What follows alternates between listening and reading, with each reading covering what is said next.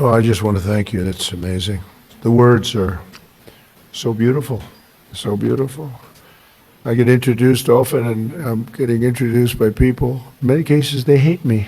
And they don't give me nice introductions like that. But all we're doing is the right thing. It's sort of simple, right? It's sort of simple, and but not simple for you.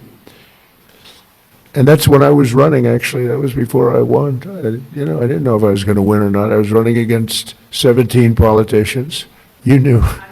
That's nice. But no, I never forgot that. Jody Jones is a loving brother whose cherished sibling Rocky was killed by an illegal alien real monster, who went on a deranged crime spree after being released from prison as part of a California sanctuary city policy. Jody, please come up. Thank you.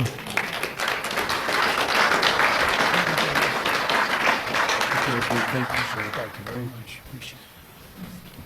Well, I have this speech, but I'm not going to give it. What I'm going to tell you is from my heart.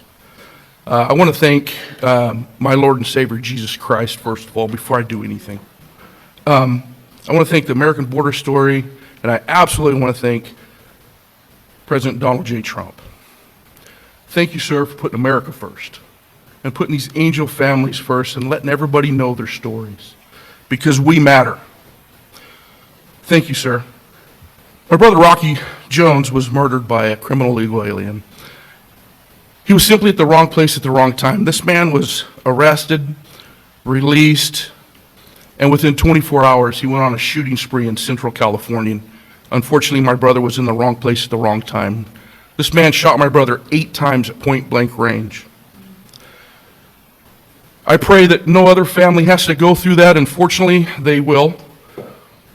And just know, President Trump, I want you to know, no matter what the fake media says about you, the American people love you, and we will support you all the time, because we love you.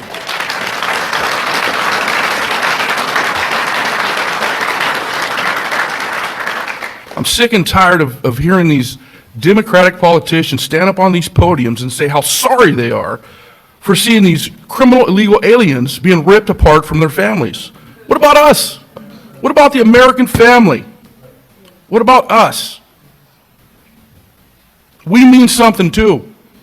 And this man right here understands it. I was listening to Grandma Cook, and she said thank you to President Trump. And I love that lady. I don't even know her. I just heard her. I just got the fire inside of me. I'm like, wow, that's an American. I love America. I want you guys to understand this. Americans are not racist. We're not xenophobic because we want a safe America and we want to put Americans first. This man's not racist because he wants to put Americans first. Are you kidding me? I know you guys hear it all the time, but we are not. And I'm going to tell you something. I love America. I love Donald Trump. I love my family. And by gosh, I love America. Thank you very much, Donald Trump. President Trump, you are the man. You are the man. I want to say this. I'm going to end here. I want to say this. I love my country. God bless you. God bless Donald Trump. And God bless America.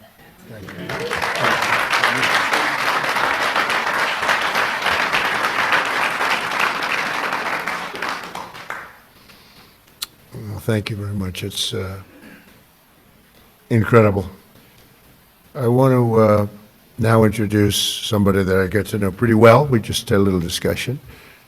Wonderful mothers, Patty Moran, who lost her beautiful daughter Rachel, and Tammy Nobles, who lost her daughter Kayla. Your daughters would be unbelievably proud, and they are as they look down. I'm sure they're looking down. And they'd be very proud of you, and they're thanking you right now for your courage. You've gone through a lot. I know you. And I just have to recognize some of the families. I mean, there's the families that are here this morning. I know many of them, not all of them. And it grows at a pretty strong level, nothing like it was in the past. You remember when, during the campaign, Biden would say, and then I guess Kamala, it's the same thing, same ideology, same level of intelligence, I think. But she would say, and he would say, no, it's wonderful to have the people come into our country. These are fine people, these are nice people, and they don't commit crime. And I called Tom home and I said, what's the story on that? Because I think they're really violent. And Tom would say, these are the most violent people in the world. They're coming in. These make I remember you said, these make our criminals look like choir boys. And you know what? You were right. You were right. But I want to thank those two people because what they went through. And I want to recognize all of the families here this morning who have lost loved ones, a lot of families. Thousands are not here. And they're feeling just the way you do, sad. And continue to fight. They say time helps, but I've seen some people and the time isn't really, not helping that much. Time, they say it heals all wounds, but it's not. Do you feel better now or the same? You got to feel a little bit better. You got to let it, but it's not like the phrase, wonderful phrase, time heals, like everything's good. Excuse me? Yeah, I know. We'll continue to fight, though, and we'll stop this horrible situation, and we have stopped a lot of it. A big thing, you saw that murders are down for the most in 125 years. This is before my father was born in 1905. 5 years before my father was born. My father was great. But so in 1900, 125 years, the murders, the lowest rate. You know why? Because I closed the borders, and we got a lot of people out. It's not just closing, we got a lot of people out. Washington, D.C. is now a safe place. We don't want to close the borders with them in here. We got a lot of them out, and we got many of the worst ones out. We go for them first. But I want to conclude by reading part of a letter I received earlier this year from two heartbroken grandparents who will never again see their 8-year-old granddaughter after an illegal alien ran her over with his truck purposely. They wrote to me, we are hurting so badly, and now know that the hurting in our family will never go away. It never, ever will go away. We're not seeking notoriety. We don't care about press coverage, but we do want our girl to be remembered. We want people to actually know how preventable this murder was. And lastly, we want the American government to be accountable to its citizens. True, they should be accountable for what they did. That's my administration, and I will tell you, fighting, and we're fighting so hard. All of them, everybody together is fighting. We're putting American citizens first. We're defending American lives.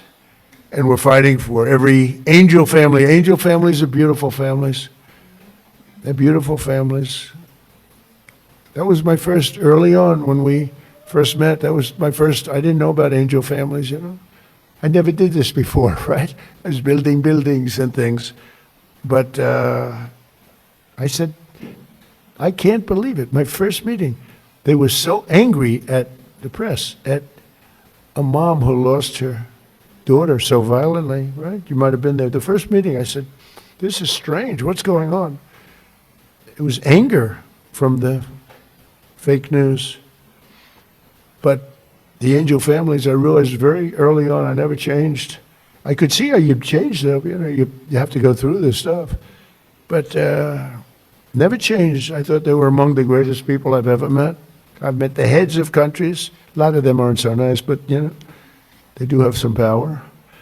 And we've done very well with all of those people.